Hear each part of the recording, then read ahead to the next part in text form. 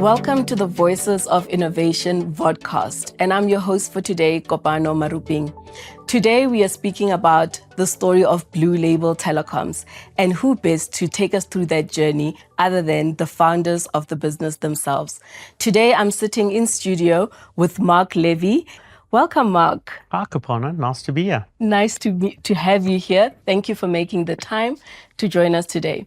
So we just want to go through the story of Blue Label. I mean, you and Brett come from a small town in Mpumalanga called Delmas.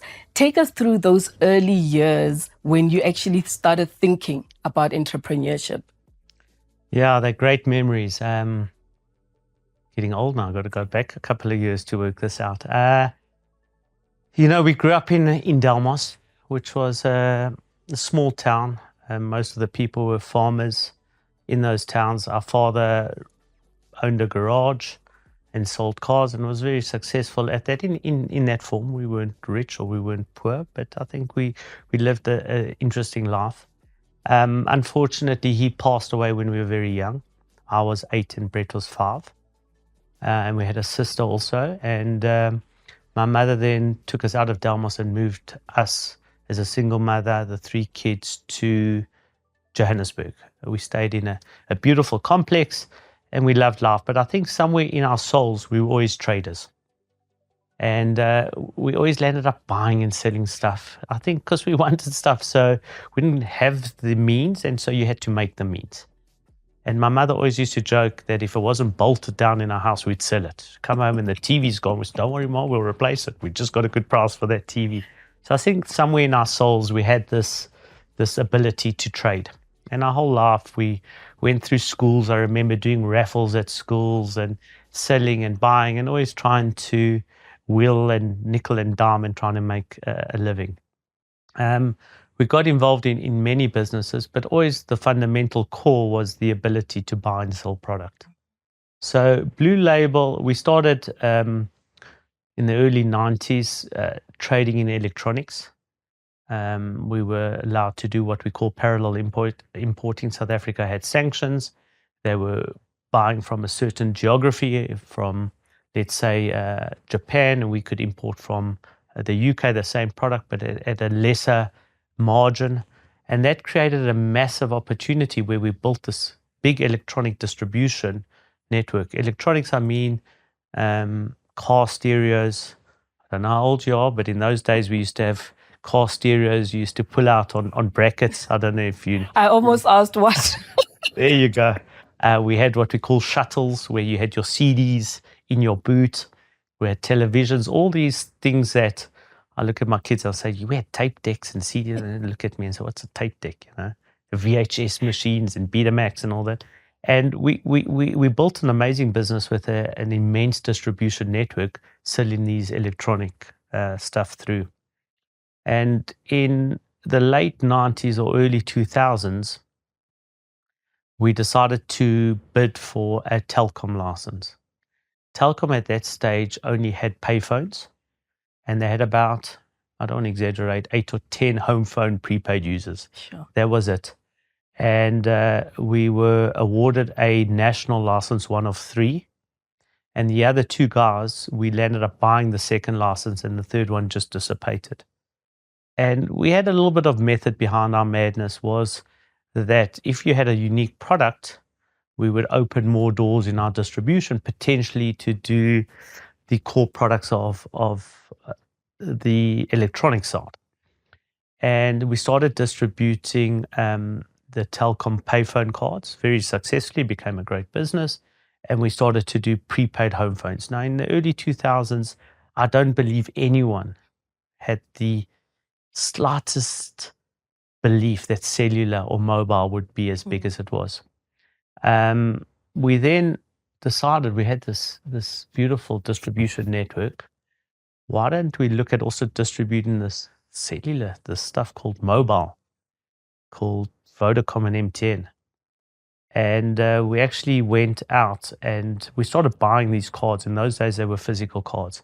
But because our network was physical, it made it easy to logistically deliver the product. When I say easy, it seemed easy.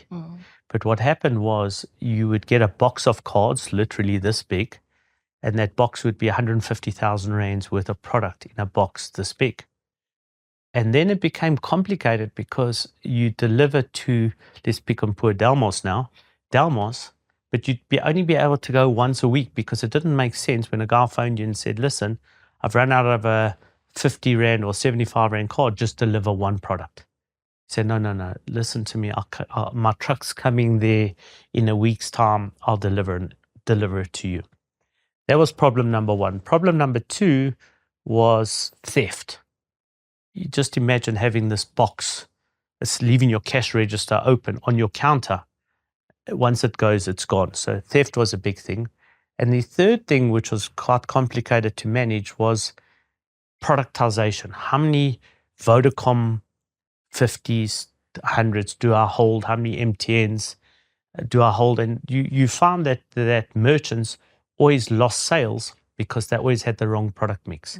And because you couldn't replenish the stock quick enough, you would walk in and say, listen, I want an MTN. Cell C wasn't around at that stage yet. Telecom Mobile wasn't around. So you would have Vodacom, MTN, and the payphone cards, physical cards. And you'd say, I want a Vodacom 50 Rand, and say, sorry, I've only got a 75 or 100, and an MTN. Say, well, I've only got 50, and you'd lose a sale. So it got us thinking that in order to improve the ability to get this product around, we had to develop an easier way. And whether we were clever, whether we were lucky, maybe a little bit of both, is we were probably the first company in South Africa, maybe the world, to vend an electronic top-up token. Prepaid was developed in South Africa, not by us, by, I think, Vodacom, by Alan, not Craig. So actually the foundation of prepaid was actually born out of Africa, or born out of South Africa. What we pioneered was the ability to digitize physical thing. Now, it sounds simple now because, just like the car stereo migrated into USBs and streaming, it wasn't there. So when we used to go to the networks and say, listen, we want 100 electronic things, they used to think we were nuts. So we used to have a production army of 100 people sitting, scratching a card and manually entering the numbers so we could electronically distribute them. Wow. So I suppose that is the starting point of this wonderful journey, was the ability to create a distribution network which was unparalleled, which was unique in the world, and was able to then deliver product quickly, seamlessly, and being able to replenish stock quickly. Now, in hindsight, when I think about it, we created wallets 24 years ago. Sure. We didn't conceptualize it as a wallet, but it was a store of value. Our merchants would deposit money into a cloud. We didn't view it as a cloud, but it was. We should have done or patented all this stuff, I think, in hindsight. Yes. And then deposit money, and then he could draw down stock as and when he required. So look what we improved on. We improved on, for a merchant, that he would never miss a sale because he only drew down the stock he required. He would reduce his theft or his pilferage, and the replenishment cycles were instantaneous. As long as he deposited, he could, and he could manage his cash flow better, because now you'd buy 10 loaves of bread, 10 white, 10 brown, and milk, but only the brown sold. Now you got white, now you're stuck. This way you never had obsolescence because you only bought what you required. So we fulfilled a very important requirement for the merchant. Suppliers loved us because you took away the theft component of moving from a warehouse to a customer. That was expensive, both technically, because you had to produce a card, and then you had to deliver it with security, and then blah, blah, blah, all that stuff. So we improved on that, and logistically you could replenish stock, and we could go further and wider quicker. So everyone's happy, and the customer was also happy because he could buy the product that he wanted when he wanted. And from the beginning, we always had this belief that the world was going prepaid. What did that mean? It was not that we were a deliverer of doom. We believed in optionality for customers or for people. that, hey, I live in a shack or I live there, but I want first world product, but I want to pay for it in a manner that I'm accustomed to, and that's prepaid. Why can't I have insurance, but I don't have a bank account? Why can't I just buy a voucher every month? So we were way ahead of the curve, but it took many, many, many years. I would say at least 10 years before other products would allow us to vend it electronically. I think when times are good, people don't like change. As time gets complicated, pressure on margins, people embrace us more. So hang on, it's not a bad idea. We can get our product out. Let's make an electronic version of a physical universe. And that's the premise of Blue Label, is taking first world product to a third world consumer and allowing him or her to transact in a manner that they're accustomed to. Cash, debit, credit, suppose in modern world, Bitcoin, I don't know, whatever you want. And 24 hours a day. In the past, if you recall, that when you wanted to go pay your municipal bill, you had to go to a post office and you had to stand in line. And by the way, the post office is only open between 9 and 4, but you work. So when do you get a chance? Oh, you've got to go on Saturday between 9 and 12. Same with banks in those days. What you did, you revolutionized the payments universe to say, hang on, why don't you pay when you're on your way home? And it was strange to many because it was just new. Anything new is strange. But it actually changed the world. Not us, I think we were critical, a cog in the wheel. But now we all live in a virtual universe. You go into your app, your banking app, you buy, you pay, you do, your tickets get delivered. Those things would never have happened without a good starting point. And I think we were critically globally in the starting point of delivering secure electronic tokens of value. Sure. That is so amazing. I'm so blown away at all the innovation that has happened, and I'm going to just take you back. What does innovation mean to you? Because you guys have literally set trends. You were brave enough and bold enough to say, we're going to do that. It's not out there, but we're going to try it out. So what does innovation mean to you? Yeah, it's a good question, because you have all these very clever people, and we always had this belief, hire people cleverer than us, which was easy. We were from Delmas. We come off a zero base. So everyone was smarter than us. But I think the secret is to solve for problems, because often you build a product that's not solving for an issue. So if you can solve for problems, now problems might not seem big, but logistics or frequency or ease of use or anything like that, then you'll always have a customer. But when you build something that there's no demand for, you're going to struggle. So our game was simple. Understand what problems, or try and understand what problems exist in the universe, and then solve for them through innovation. And I think if you look what's happening in the universe now, is all these things that are happening are solving for something it sounds simple, but it's not, because you've got to go away now and think I want to develop the next widget. But you've got to solve for something. And if you can solve for something, so for example, a good product of ours now is Blue Voucher. Why does Blue Voucher exist? By the way, we had a Blue Voucher 15 years ago, but the market wasn't ready. We were solving for something, but the market wasn't ready. So let me correct myself. You've got to solve for something, and the market needs to be ready for something. So in the late 2008-9, we were digitizing cash already. But the market had no conceptualized value of creating wallets or topping up wallets by digitizing cash. Let's fast forward a couple of years later now. What does Blue Voucher solve for? Is you're allowing a cash consumer to buy stuff online. So online wasn't big in the 2000s. But now if let's pick on a guy who lives in a shack, wants to buy something online or wants to gamify, but he doesn't have a bank account, why are you precluding him?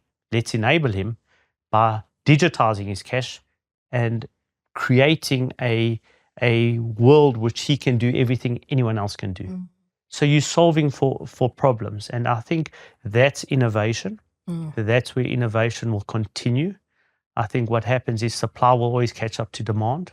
So you get clever and you create something and then supply once, and then more people come into the food chain. Your goal is to always be at the forefront of this thing, that yours is the first product of choice. And if you don't have that product, well, let me go to second, third, and fourth.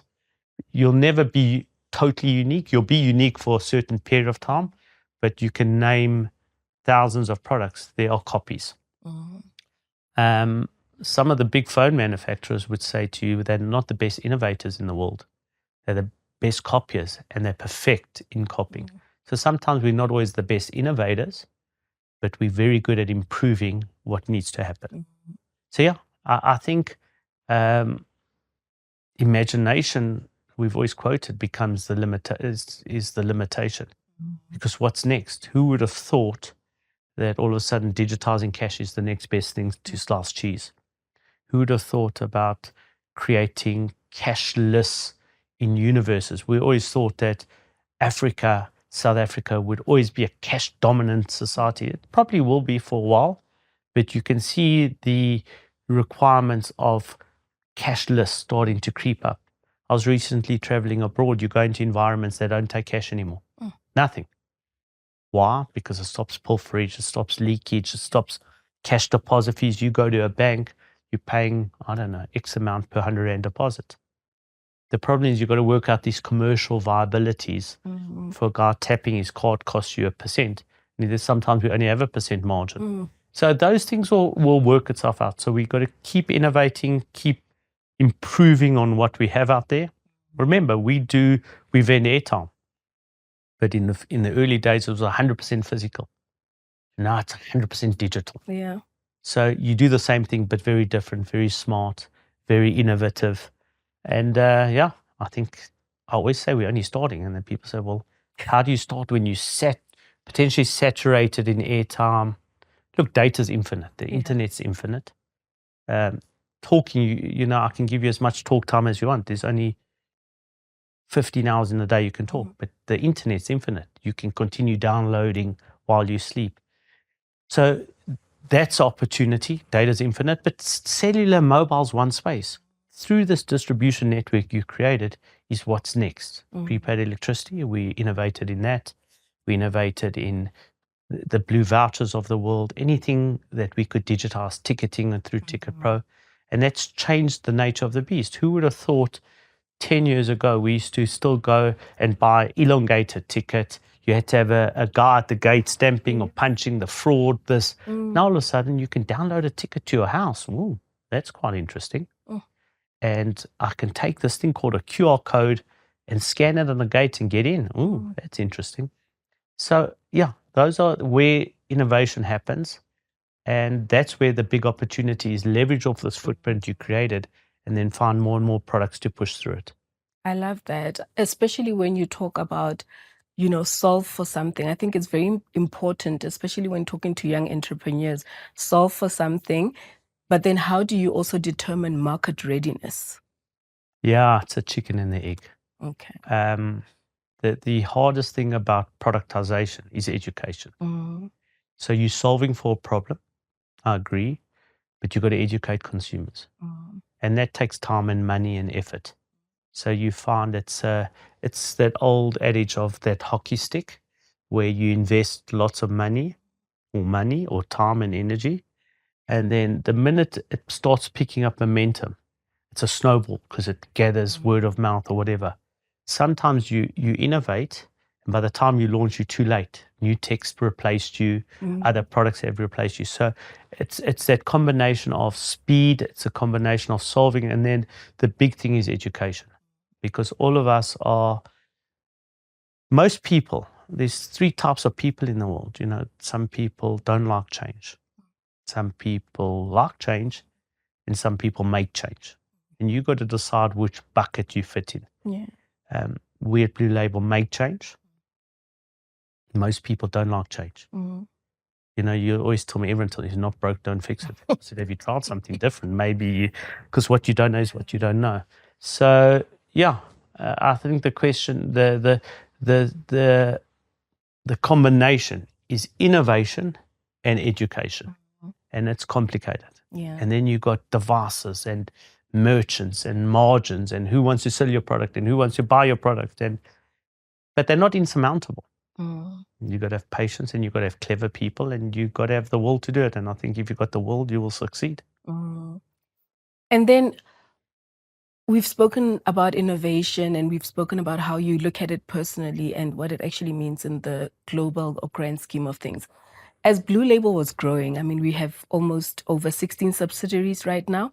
How did you determine the type of people that you wanted to bring in to help grow this business? Well, I always said hire people cleverer than us, which was easy. And then there's lots of law of attraction. I'm a big believer in, you go to corporates and they have a certain culture and you attract people who are attracted to that culture. You get it wrong sometimes and people don't fit in and you struggle. And you'll find every business has a culture that works. So the attraction in Blue Label is we managed to attract great talent. And I think that allowed people to foster free thinking. And Blue Label is always a company that gives people the opportunity to fail, not succeed. So you didn't have to go in this hierarchical, in the banking world, I had to go through being a bank teller, then a branch manager and blah, blah, till you get there. If you showed promise, you could leapfrog 10 times. And I think that's what was exciting in Blue Label, that there wasn't a rules-based growth path in it. As you get bigger, it becomes more complicated, I would believe. But it allowed people to foster free thinking. And through that creates innovation. And then you have business units where you have environments and you see opportunities where you need to bolster on or add on products or services. Do you buy, build, or steal businesses? When I say steal, not steal as such, or copy. So you can buy it, you can build it, or those are the two main ones. Techies will tell you they can build everything. But sometimes the window of opportunity is not infinite. So when I say steal, you're stealing ideas because it's not necessarily yours, it exists. So do you buy a business that exists with that idea, or do you go, because everything can be copied or built. And those are the balances. So when you find these subsidiaries, there's lots of them. We bought businesses that were additional add-ons that we could see that we could add on into our core business, or over time we built them from scratch, which became fledgling businesses. Okay. So it's a hybrid of both, and I think in the world you would find that most corporates would have this hybrid of both buy, build. When I say steal ideas, the ideas that exist in the market. So now I love this concept. Find a company that does it, or build it yourself. Or, by the way, there's no one that really does it like that. Buy this company and then use it as your foundation to build something off. So it's a combination of all. It's not one size fits all. And then when you're buying a business, I can imagine a business comes with its own people, its CEO, and now you buy this business and you have to integrate the CEOs into your organization. How is managing that? It's a great question. When you buy businesses, how you integrate management. I suppose one of the reasons you buy businesses is you look at the management team. And there's no such thing as bad businesses, they're bad management. So I think when we failed in the past, I think we've made some wrong calls. So I'd love to say there's a magic wand, and I don't believe anyone in the world has a complete recipe for it. But our philosophy is to invest in people. And they come with good business acumen and good businesses, and that's the way we continue doing it. Will we get it wrong? Yeah. Hopefully we get it wrong less. And the proof is in the pudding. We've made more right decisions than wrong decisions. And when you go do retrospective looking at why things went wrong, it all had to do with the people that were running the business rather than the businesses being inherently faulty. So yeah, we'll continue improving, we'll continue looking for talent, we'll continue improving on talent. I think what people need to realize is that there's smarter people. There's really clever people out there. And you don't need to be the cleverest in the room. And I think that's where a lot of people struggle, that they need to be the cleverest. I think you need to be mature enough and brave enough to say, you're smarter than me. Let me hear what you've got to say. I think good CEOs and good business owners listen to all the input and then make a decision based on the collective input that's said. Because if you're going to make a decision without taking input, you might as well not employ anyone. So I think that's the good part about having smart people. CEOs get a lot of credit, but they also have to make the tough decisions. And I think good CEOs are the guys that are able to listen, ingest, and then ultimately have to make a decision on which way to go. And then, they fall on their own sword, but based on the correct information. And I think if you have a balanced opinion and you have a balanced way of looking at things, no matter what happens, things will still go wrong. But at least you've applied your mind. Yeah, so I think a lot of young entrepreneurs, especially if you're starting, they feel a certain level of ownership and you don't really want to, let things go. So your answer is very welcoming and refreshing that there are smarter people, and bring those people on board to actually get your business to the level that you want it to be. yeah, the difference with that is a lot of people lack something called experience. So a lot of people would come into the Blue Label world and we give them a different way of looking at things. And then we give them something called experience. So while you're clever at development, you might be poor at running a business. You might be poor at cash flow management. You might be poor at legal. So we come as the collective. And when you look at most businesses, they're missing certain elements in them, whether it be distribution capability or whether it be marketing. I think that's where we come together as a collective. We're a group of individuals who are all clever at different things. And that's what makes actually a good business. Because if you're all good at the same thing, you wouldn't be able to achieve. If you're all good at different things, it's like a car. You have a wheel, you have a steering wheel. They all form part of a vehicle. None of them can exist by themselves, but in a coexisting universe, they work amazing. And that's really what we thrive for. We thrive for coexistence. And if you're smarter than me at X, cool. Let's learn from each other and then implement it across the company. Have you had businesses that come to you and they say, you know what, we've got this brilliant idea, we want to do this, and we think we are the right partners for you, and you're just looking at it like, this is not going to work. How do you deal with that? Yeah, there's lots of those. The reality with that is every entrepreneur believes what they've developed is the best thing since sliced cheese. Do you make wrong calls? Lots of times. There's massive not case studies, proof where companies like Google went out to market and Facebook and all these massive companies, and no one believed in what they were doing, and the entrepreneurs stuck to it and they succeeded. But they're few. So general rule is in private equity, I would assume, out of 10 deals that you do, maybe 1, 2 are successful. Yet every person that you engaged with came with the honest belief that his plan was going to be an awesome plan. Yeah. And we always laugh because every time that a business plan is submitted, a new one specifically, it's conservative. Every number is conservative. And I ask, a lot of my banking buddies or private equity buddies, I said, do you think you'd be a winner or loser if every deal that came across your desk, you did? And it's unanimous, you'd be a net loser. So the art is trying to choose as best as possible, and then trying to make as few mistakes as possible. Because no matter how smart we are, and no matter how much experience that I leverage off just now, the biggest issue is you've got to minimize or reduce your mistakes. Because even after all these analytics and after all these clever things, you still get it wrong. So you just got to make less mistakes. So my advice to entrepreneurs is keep pushing.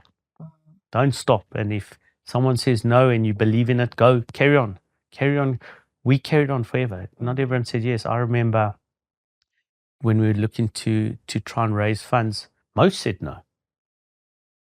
And then in the beginning, we had the Ellerons who I don't know, they probably liked the two brothers. They were two brothers.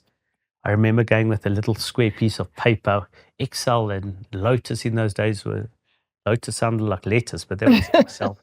That was our business plan. But they obviously saw something and they backed entrepreneurs. So we try back entrepreneurs. As Blue Label, we are very average passive investors. Actually, we shitty passive investors. Beep on the but we're much better active investors. So if we can participate, if we can add value, we succeed. And part of the learnings is when we did passive investments, i.e., here's some money, go do your thing, we'll see you in 10 years' time. We failed most times. So yeah, it's again, each company has to decide in the universe what's good for them. Private equity are simple. I'll give you money, I'll sit on your board, I'll get a return. Ours is simple. How do I plug you into this massive network that we have, and how do we help you build what you have? All based on entrepreneurs. Again, if you're an entrepreneur and you're really passionate and believe, listen to the positive, as well as important, listen to the negative. Solve for this problem or solve for a problem that exists. And if you believe, then you've got to sacrifice and push and push and push. And you need to be mature enough to get to a stage where sometimes it's not worth it. That's the hard one. When do you say, now, this is not it? You know, there's different metrics. One looks at commercial, one looks at cash flow. One might say in a company like ours, it's defensive. It's never going to make money, but it's critical in the stable because you're offering a comprehensive solution, but this product itself doesn't make money. But you need it as part of your arsenal of stuff you offer. But we're different because you're offering a collective solution. If you only had that product and you're trying to make a living on it, and that was our sole being, we'd probably cull it because we just can't make it work. So that's the maturity. But I guess people need to find that in their world. There's many products that I think WhatsApp was a good example. They sold for $24 billion, never made a cent. Because it solved someone, Mr. Zuckerberg, from Meta or Facebook, saw it was going to solve for something. So if they had to come to someone like us, we couldn't see what he's solving for. It needed billions of bucks to get it going. And I don't know when it made money. So we would probably struggle with something like that because we can't see what they saw. And that's what's great about business. People see things that other people don't see. And that's why you have all these innovations, innovative businesses that are finding these niches, and they see stuff with entrepreneurs that other people don't see. So you might go around to 10 companies and they say, I just can't see what you're saying. And you go to someone and say, I love what you're doing. So yeah, keep pushing. So Mark, behind you, there are loads of Blue Label bottles. A few. More than a few. So just tell me, how did the name Blue Label come about?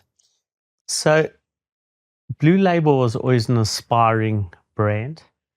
In our early days, we would buy a bottle, I remember, with our accountants and go there and say, we just did a deal. This was just before the creation of Blue Label. And we had this bottle of Blue Label and we'd write down the deal and we'd have a little tot, and it was this amazing thing because you had Blue Label. And we said one day, why don't we just try and register Blue Label? And everyone said it's impossible. Again, nothing's impossible unless you try. And we then went to register it. And the only objection we got to the name Blue Label was from Blue Label Mari biscuits. Wow. So how we settled with them is we agreed never to bake, and they agreed never to sell airtime. Our Indian vehicles, Gold Label. Black Label had contestation from the beer guys. And that's really how we came to it. Even on our listing, Blue Label embraced our listing, a Blue Label whiskey, because their motto was keep walking. And we had a Johnny Walker with keep talking, and we put a cell phone in his hand. So yeah, it's been great. I suppose it was born out of the aspirational environment of a whiskey was unique and better than most. And I think Blue Label wanted to position itself that's unique and better than most. Before you get walking, my last question, what is the upside of failure? Knowledge, experience. It doesn't come without failure. Experience doesn't come from just success. Actually, it comes from more from the latter, from failure. So whilst we all hate failure, while we all hate losing, the learnings from that are amazing. When things are too easy, your learnings are few, because it's like slam dunk all the time. But when you fail and you really have introspection and try to work out why it failed, and you say, okay, don't do that again. Don't be an idiot. Quite good at that. Don't be stupid in that approach. Look at this, ask that question. And that's where I suppose entrepreneurs struggle, is most entrepreneurs are scared of failure. So you don't start because you're scared of failing. Successful people aren't scared of failing, and they fail many times, but they get up. And a lot of people don't get up, they stay down. Those are the unsuccessful. You've got the 3% of people who actually get up, fall down, get up, fall down. Somewhere they stay up. And I suppose that's another good learnings. Get up when you knock down. Take your beating like a man or a woman. Learn from it and evolve.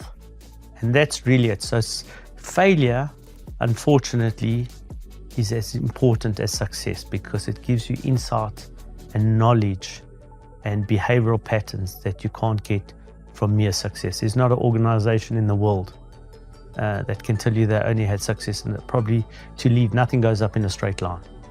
You've got to have these hills and valleys to work out. And then once you get it right, you're going to get knocked down again. Get up, shake it off, and get It's a cycle. a cycle. Thank you so much, Mark, for Thanks joining for us having on me. this episode. I really appreciate you giving Thanks our for the time. time. It was great. Thank you, everyone, for joining us on Voices of Innovation, our first episode with Mark Levy. That's all for today. Until next time, keep innovating.